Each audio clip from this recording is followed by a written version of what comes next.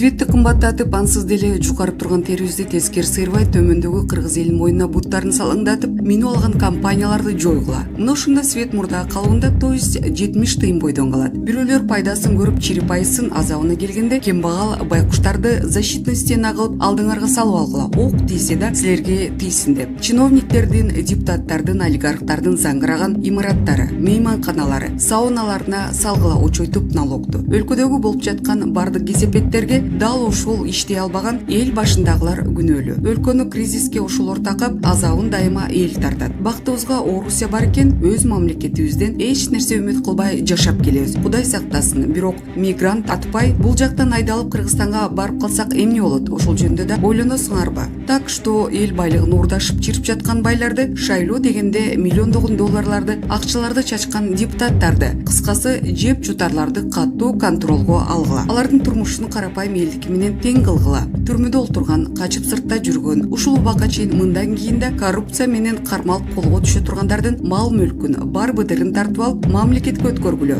Атамбаевден, Сапардан, Албектен алигиче бир тыйын да өндүрүп ала элексиңер. Аңдыганыңар, тигдегениңер эле чор тамандар болуп калды. Качанга чейин мамлекеттин жыртыгын биз жөнөкөй карапайым эл жамашыбыз керек. Биз уурлардын мүлкүн мамлекетке өткөргүлө деп какшап жатсак, бийлик ишканаларды жеке ишмерлерге, то есть кайра эле уурлардын колуна өткөрөбүз дейсиңер. Биринчиден, ишканаларды колуна ала тургандарды аты менен атагыла. Аларды ишкерлер деп эмес, жуткучтар деп аташыбыз керек. Кыргыз элинин байлыгын 30 жылдан бери тоноп байыган сүткорлор десек да туура болот. Экинчиден, сата турган ишканаларды дал ошол сүткорлор сатып алышат. Карапайым эл кайсы шишини сатып алат. Ансыз деле Союздан калган бүт быдырыбызды Акаев деген подкаблучный таракка таксым кылып, жалаң кызматтарда олтурган жуткучтар бөлүп алышкан. Эми Акаевдин катасын экинчи жолу кайталап, силерде Акаев баскан тырмоктун учун кайталап басыңар келип жатабы? Ач иттин артын сугуйтагыңдык болуп, эмне болсо эле чор тамандарды тиктей бербей, башыңарды иштетип, мойнуңарды 180 градуска башка жака бурсаңар. Кимдерди кустуруш керек көрөсүңөр. Анан дагы колго түшкөн коррупционерлерди тергөө менен кызматташты деп азыраак акчасын алып, элдин көзүн бойбой, ошол мыйзамыңарды өзгөрткүлө. Уурунун бар мүлкүн мамлекетке өткөрүп, өзүнө очойгон срок бериши керек. Эстерин балында библиотекадан бир китеп алып, жоготуп койсок, китептин баасы 10 эсеге көбөйтүп төлөтүп алчу эле. Дал ушул законду колдонгула. Мына ошондо чыныгы закон дейт. А силердикичи тоог уурдаган камалат, ал эми миллион, миллиарддарды уурдагандарды бар дагы уурдай бер деп коюп жиберип жатасыңар. Андай болсо, бир тоог уурдаган адам деле 10 жумуртка төлөп коюп жүрө берсин эркиндикте. Жыйынтыгында баарыбыз уурдайлы. Кыргыздар жалпыбыз ууру деген атка конуп, ал эми Кыргызстан уурлардын мекенин айлансын. Ансыз деле ошондой боло эле калды окшойт. Андан калса көчөдө күндө чыгышып тополоң салгандарга, НПОчу бузукуларга, Атамбаевский жугундуклорго да абдан чоң штрафтарды салгыла. Митинг дегенде кускулары келе турган кылып, Батыштын, Атамбаевдин арам акчасына карыгышып, көздөрүн май басып калышты. Даже Баткенде согуш жүрүп, өз эли окко учуп жаткан сезбей калган акыбалда жетишип дейт Шамурза Бөрүкулов өзүнүн Facebook баракчасында.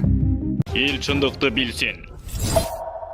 Путин, Мирзиёев, Токаев, Жапаровду жана Кыргыз элин жеңиш күнү менен куттуктады. Россия Федерациясынын президенти Владимир Путин Кыргыз Республикасынын президенти Садыр Жапаровду жана Кыргызстан элин улуу ата мекендик согуштагы жеңиштин 76 жылдыгы менен куттуктады. Бул даңызалуу майрамды белгилөө менен биз эсепсиз курмандыктардын жана жоготуулардын аркасында нацизмди талкалаган ата бабаларыбызга таазим этип, сый урмат көрсөтөбүз. Катал согуш жылдарында чыңалган достуктун жана өз ара жардамдашуунун жакшы салттарына таянып, Кыргыз-Орус союздаштык мамилелерин жана стратегиялык өнөктөштүктүн мындан аркы ар тараптуу өнүгүүсүн камсыздайбыз деп ишенем деп айтылат Россия президентинин жөнөткөн куттуктоосунда. Казакстан президенти Касым-Жомарт Токаев Кыргызстандын президенти Садыр Жапаровду жана Кыргызстан элин улуу ата мекендик согуштагы жеңиштин 76 жылдыгы менен куттуктады. Бул ыйык күндө биз келечек муундун бейпил жашоосу үчүн согуш талааларында жана тылда жан аябай салгылашып отуруп, фашизмди жеңген ата бабаларыбыздын теңдешсиз эрдигин өзгөчө сыймыктануу, ыраазычылык сезимдер менен белгилейбиз. Бузулуп болбас достуктун, бир боордуштуктун жана өз ара колдоонун ичактан бери келаткан салттары мындан ары да Казакстан менен Кыргызстан ортосундагы ынак коңшулукту жана стратегиялык өнөктөштүктү чыңдоого бекем негиз болуп кызмат кыла берерине ишенем деп айтылат Касым-Жомарт Токаев жөнөткөн куттуктоодо.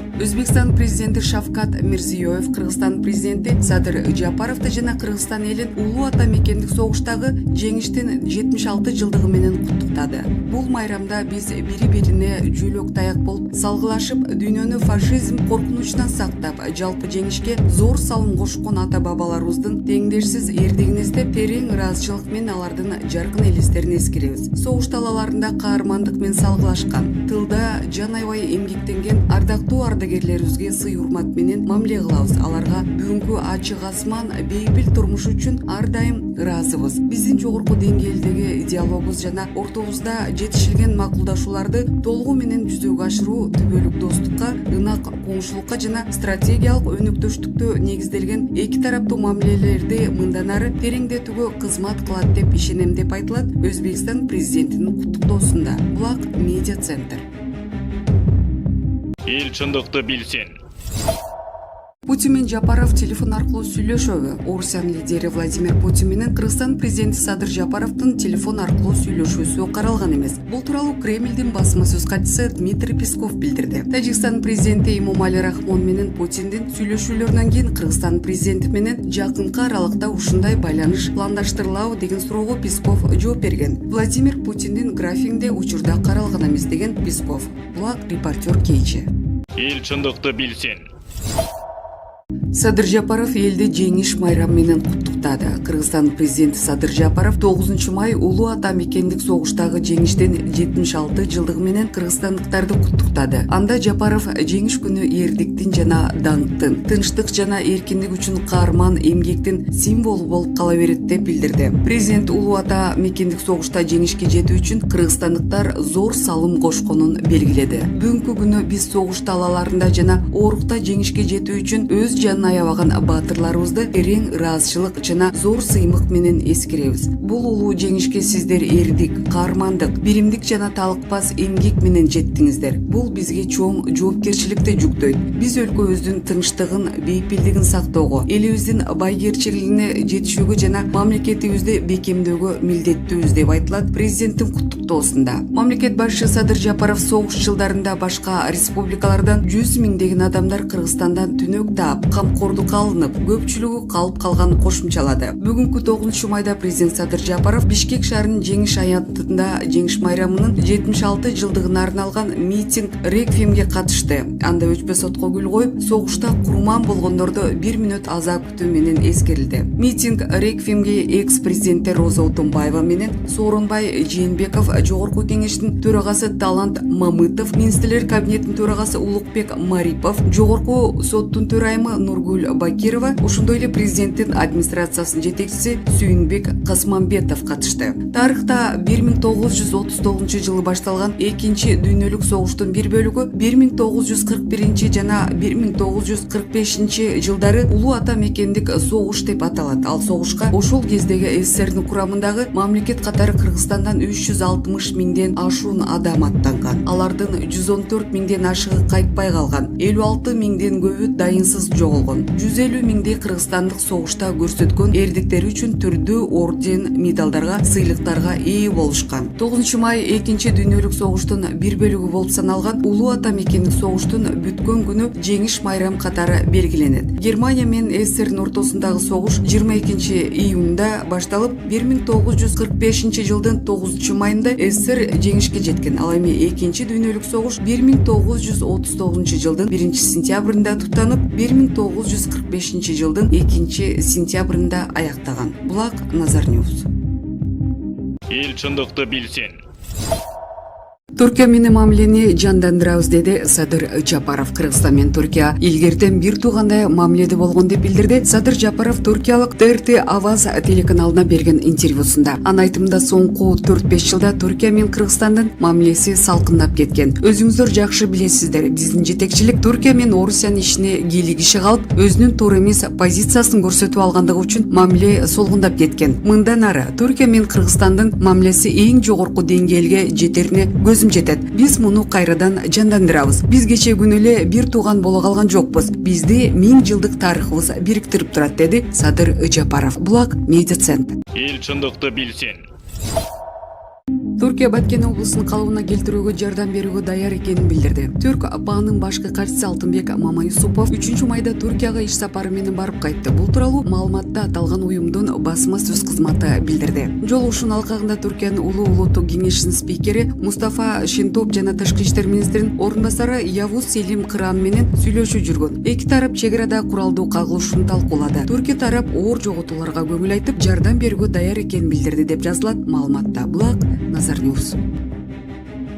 Жеңиш Молдахматов 5-6 октябрда биз Садыр Жапаровду жана Атамбаевди чыгарайлы деп барганбыз. Мындай пикирин Жеңиш Молдахматов баш коргоо чарасын кароо үчүн сотко кирип жатып билдирди. Молдахматов биз 5-6 октябрда Садыр Жапаровду жана Атамбаевди чыгарайлы деп барганбыз. Азыр басып алды деген айып коюлганы абсурд, деди Молдахматов. Булак Медиа Центр. Эл чындыкты билсин.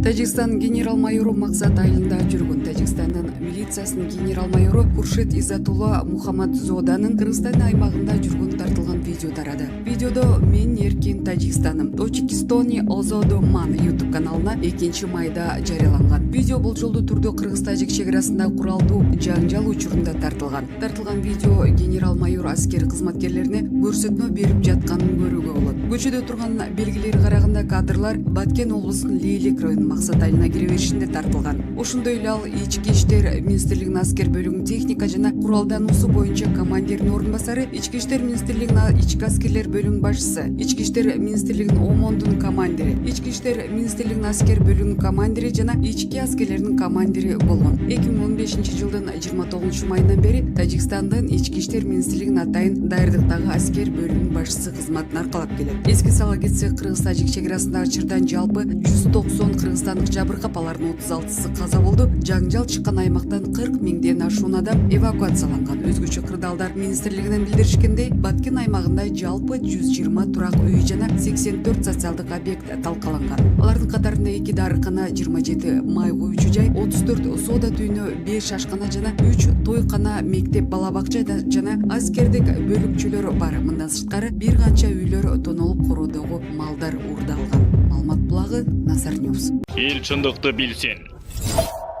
Кыргыздарга каршы саясатын Рахмон улантабы Путиндин жообунан байкайбыз. Тажик президенти Эмомали Рахмон 8 майда Москвадан Путин менен жолугуп эртеси жеңиш парадына катышат. Бул боюнча коңшу өлкөнүн маалымат булактары мактануу менен жазышууда. Рахмондун негизги максаты Кыргыздарга каршы саясатын улантуу, чек ара тилкесинде үстөмдүк жаратуу. Эми мындай пландарына каршы Путин кандай сөз айтат же колдойбу көрө жаталы. Булак Назар Ньюс. Эл чындыкты билсин. Асол Молдахматова президентке кеңешчи болуу. Коомдук ишмер, Орусиянын маданиятына эмгек сиңирген ишмери Асол Молдахматованын интернет колдонуучулары, белгилүү инсандар, Тышкы иштер министри жана маданият министри болсо жакшы иштерин айтып билдирүү калтырышууда. 120 депутаттын ордуна бир айым басып маселени чечип келет. Жаштарга үлгүлүү айым жаман көздөн сактасын. Кыргыз элине кыйын келгенде Асол биринчилерден болуп жетет. Төшүн кагып мактанбайт, бизге ушундай адамдар абдан керек, колдойм. Асол сиз менен сыймыктанабыз. Асолду жогорку кызматка барса 100% колдогондор көп. Ал улуу Кыргыз элинин сыймыгы, патриот. Министр палатасынын жетекчиси болушу керек, бирок депутат болбошу керек деп жазышкан. Ал эми Жетиген журналынын башкы редактору жана негиздөөчүсү Абдиламит Жумашев Молдахматованы президенттин кеңешчиси болсун деп билдирген. Тышкы иштер министри болбосо дагы жок дегенде президентке кеңешчи болсун деп билдирүү калтырган. Аликбек Абдрахманов аттуу интернет колдонуучусу төмөндөгүдөй билдирүү калтырган. Мен Асол айымдын Кыргыз элине мекенге кылган иштерине, аракеттерине анализ жүргүзүп ойлонуп көрдүм. Азыр айтпасак кийин кеч болуп калат. Эгер Асол Молдахматова тышкы иштер министри болуп канча убакыт иштесе дагы Кыргызстанга чоң пайда алып келмек. Мекенибизге жакшы болот беле деген ойдомун. Бул айым абдан билимдүү, башкаларга ушул көчөгө кыйкырып чыгып, ажылдап бийлик талашып салпактап жүргөн саясатчыларда эмес. Тыккан, көп окуган, өзүнүн ордун билген патриот адам. Кылган иштерин айтып мактанып чыкпайт. Эч нерсени билбеген, чече албаган, пайдасы жок министрлер караганда эки эсе өйдө. Достор, кандай дейсиздер? Иштей турган адам болгондуктан эч кимди жамандабай, сындабай, кресло талашпай эле тынч жүрөт. Креслосуз эле карапайым элди ойлоп, коомго жардам берип, кызмат кылып келет. Асол Молдокматовадан чоңдорубуз үлгү алышса болмок. Өкмөткө, парламентке ушундай адамдар керек. Президентибиз командасына кошуп алса өкүнбөйт. Себеби учурда Кыргызстандын эли ушундай адамдарга муктаж. Мекенди сүйгөн, чынчыл жана намыскөй акылдуулар бизге керек. Эгер ушундай адамдар келсе өлкөбүз өнүгүп, экономикабыз көтөрүлмөк дейт окурман. Булак Назар Ньюс.